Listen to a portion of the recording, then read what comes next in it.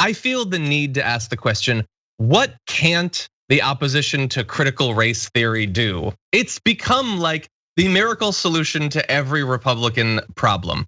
And by the way, you don't even have to know what it is as you're doing it. And we're gonna get to that in just a second. But as an example of what can't it do, what if, for instance, you weren't satisfied to just ban the teaching of critical race theory? You're not even satisfied to just to ban the teaching of racism. What if, like, I don't know, you need to oppose like someone entering the Biden administration or something? Well, you might say, oh, well, something having to do with education or critical race theory? No.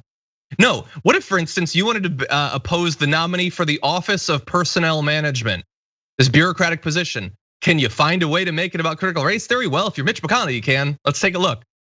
The Department of Education's latest proposed priorities run roughshod over existing history and civics programs established with bipartisan support in order to push critical race theory on public school students and keep pace with woke sensibilities.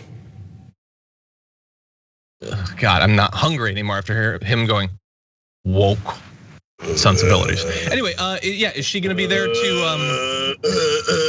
That's all he does. Sometimes turtles choke on lettuce. Is she gonna be there to do something to do with critical race theory? No. But that's the reason to oppose her. Something, critical race theory. Insert a noun, insert a verb, critical race theory, and you're good. And as I pointed out, they don't even know what it is. And I wanna demonstrate that. Okay, if you're making the claim that they don't know what this is, you can't just say it, you have to bring the documents. So here is a quote from Nebraska Governor Pete Ricketts, who said, so this is the full quote. So the critical race theory, and I can't think of the author right off the top of my head who wrote about this, really had a theory that at the high level is one that really starts creating those divisions between us about defining who we are based on race and that sort of thing, and really not about how to bring us together as Americans rather than, and dividing us, and also having a lot of very socialist type ideas about how that would be implemented in our state. Sorry, I gotta wipe the bits of brain that are leaking out of my ear. What are you talking about? It's about the division and setting up the thing, and there's socialism too. What are you talking about? It's not about socialism at all.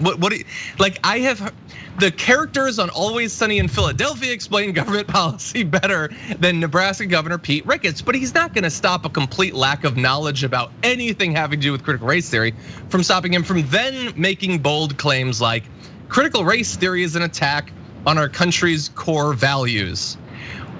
What exactly is the core value that's being attacked by something that's critical of racism? Could it be racism? Crazy. That's what it seems like. Critical pedophile theory is really an attack on our country's core values. Wait, what? But in this case, they think they can get away with it. Yeah, well, this thing is, you can talk about how racist the country is. You just can't talk about it in a negative way. You can talk about how racist our country is and go, but that's good. And people go, okay, as long as you're celebrating us, you can say all that you want. Because he just said it. It is against the core values of our nation. Talking about eradicating and addressing racism is against the core values of our country. That's the reason why, number one, he has no idea what it is. That's obvious.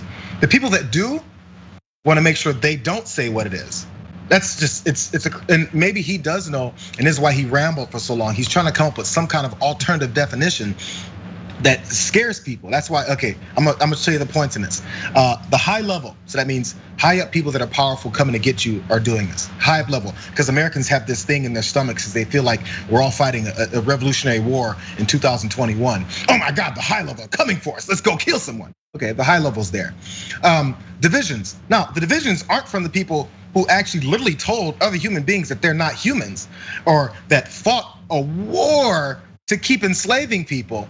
That's not a division. The people who want to point it out are the divisive ones, who are based on race, this sort of thing, not to bring us together. They want to bring us together. We're bringing together. They're trying to divide us. All these things are digging into the pit of people's stomachs. And let's toss in Marxism, socialism, and all that stuff just to scare them at the end, to make sure that they know, oh my God, and they're Marxists and socialists too. Yep. Oh my God, they're coming for us from a high level and they're trying to divide us while we're trying to keep everyone together. And I don't remember her name though. Come on. And I don't even remember where I read this article that said all that. Great point, JR.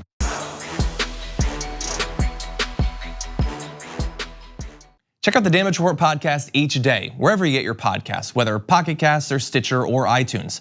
You can join me as I give you the news and stories you want, with a range of co-hosts and interview guests jumping in on the fun each day.